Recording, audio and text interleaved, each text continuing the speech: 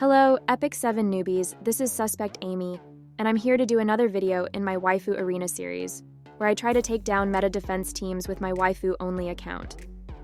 This time I'm going to talk about my Laia Control team. Of course, the star of the show is Laia. She has the ability to lower skill cooldowns, which makes her fantastic at enabling debuffers to absolutely dominate most teams. We've had other debuff enablers before, like Iseria or pushers like Flan and Amelia, but their biggest issue is that they are squishy and do no damage. You end up with teams that can endlessly debuff but take forever to kill anyone or end up dying over the long run. That's where Laia owns this job. She's super beefy and isn't easy to kill. Plus, she can absolutely one-shot someone if you build up her ultimate skill. I know people usually run her very fast so she can get her S3 off quicker, but I chose to slow her down and give her even more HP. I need her to go after my debuffers so that she can reset their cooldowns, and since her ultimate scales off her HP, she will be able to one-shot anything. Next is Nahkwol. She is not optional. With the current counter-tank meta, plus Angel of Light Angelica being everywhere, Nahkwol's particular flavor of debuffs are required. She disables counterattacks and can seal teams so that their passive abilities are blocked, plus she can lower enemy cooldowns. She's your opener, so she should be pretty fast with high effectiveness. Also, the Guiding Light artifact gives her better survivability. Next is your tank. I use Shadow Knight Pyllis mostly to bait all of the light units that are on every defense team, but you just want someone to give your team a bit more survivability. One great thing about Pyllis is she's defense scaling instead of health scaling, so this gives her the ability to absorb an Aiden S3 pretty easily. Also, if you give her Karen's Rocket Punch artifact, she can actually hit pretty hard. Lastly, you want a second debuffer. Dizzy is the queen of debuffs. She can basically cripple teams with blind, decrease attack, and slow. Dizzy can also carry the book artifact. This allows you to soul burn Nahkwol's S3 at the start of the battle, so that she can shut down high-effect resistance targets like Ocean Breeze Lidica. Okay, let's dive into it. Here's an arena team you'll see a ton of, basically the 4 most annoying units in the game. We want to start with a soul burn on Nahkwol's S3 so that we can be sure to reset the Lidica.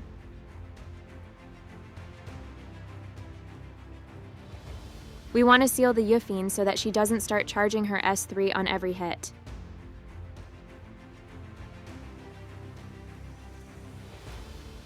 Dizzy does her thing to basically cripple everyone.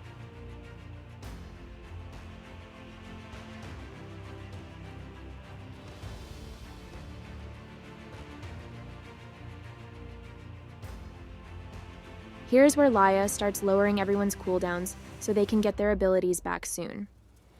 You see that Nahkwol just used her S2 and now she has it back again. So we'll seal Angelica to stop her from pushing herself whenever I attack. Dizzy's S2 is amazing. It increases the uptime on all of these debuffs and pushes the enemy team back. For Pyllis, her S3 and her S1 both provoke, so I usually just use her S1 and try to save her S3 until I have defense buff to hit a bit harder. Nahkwol's S3 is back up. Now you usually want to always use her S3, even if her debuffs are still up because you still want to lower enemy cooldowns. However, this is a tricky decision here. I know Lidica's S3 is ready and I doubt Nahkwol can reset her, so I choose to save my S3 to strip and reapply all of the debuffs again after Lidica goes. However, it seems like this Lidica's ER isn't crazy, so in hindsight I should have just used my S3. Now the unit you want to focus first is Lidica, because she can cleanse and disable you. In control battles, any units that can uncripple their damage dealers are the most dangerous. As expected, Lidica cleanses a couple of debuffs, but my team can overwhelm her, so it's fine.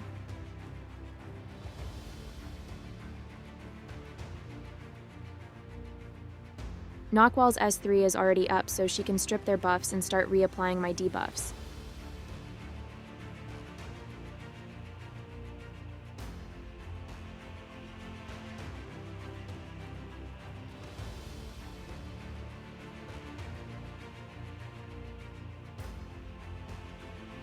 Since I have defense buff, I'll use my Pyllis S3 to deal some damage.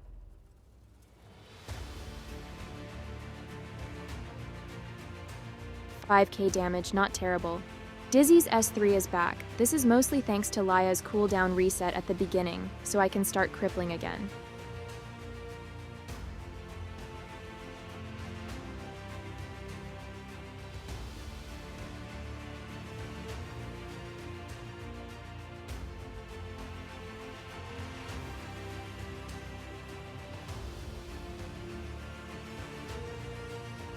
Okay, Laia's S3 is finally ready so she can one-shot someone.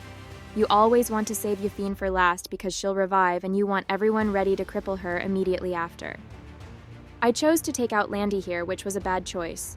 Since Luluka is almost dead, the next person that can uncripple their team is AOL, so I should have targeted her. Just remember to focus on taking out anyone who can break your control first, then focus on damage dealers last. At this stage, it's just routine cleanup.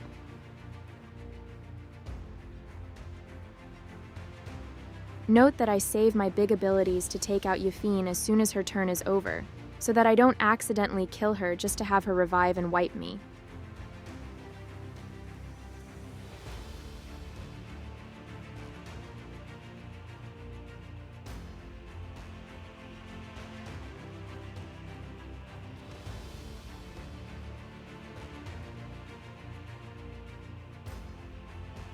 Anyways, easy peasy. Let's look at a few other examples. This is pretty much the same deal as last time, so while this is going on, let me talk about what units you need to watch out for. Every once in a while, you run into a team that surprises you with really high effect resistance. For example, with AOL, Lilius, Bellion, or Karen. Other than that, cleansers that are difficult to shut down are Hand Guy, Designer Lilibet, Moon Bunny, and Destina.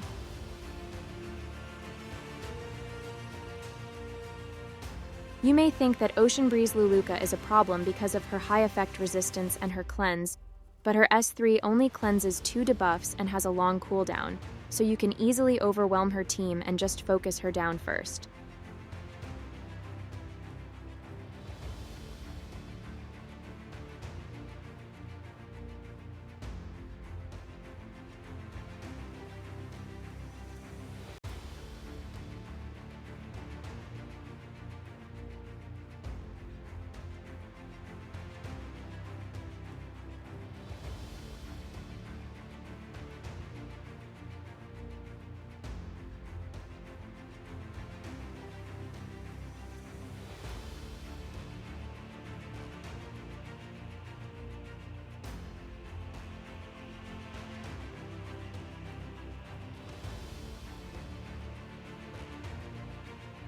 Let's talk about what to do against Bellion.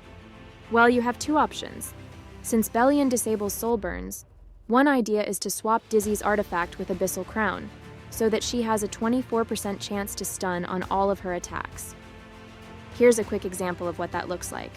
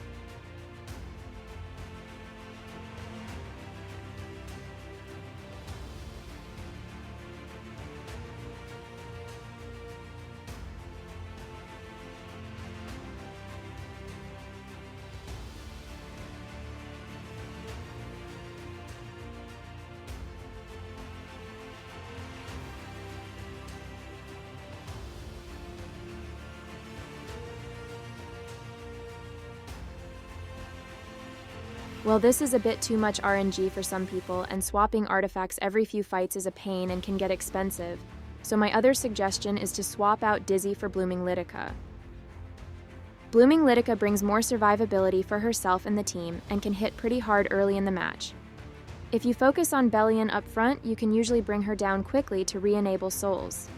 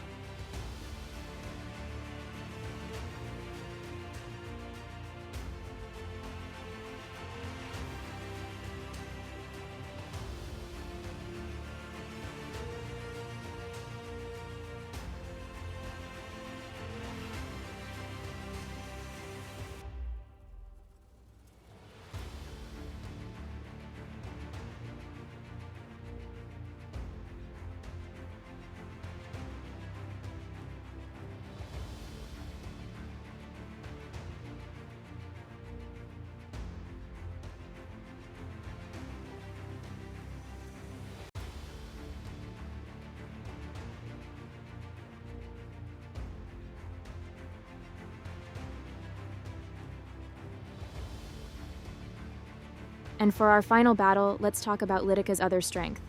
Last Rider Crow is a hard counter to Nahkwol, because even if she lowers his ability cooldowns, he has a passive that increases his cooldowns when he's hit.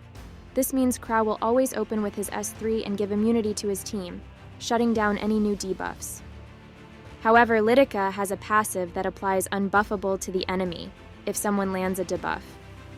So she'll always follow up Nahkwol, regardless of her speed. And not only does unbuffable shut down Crow's S3, but in this match it also shuts down Aiden's invincibility too.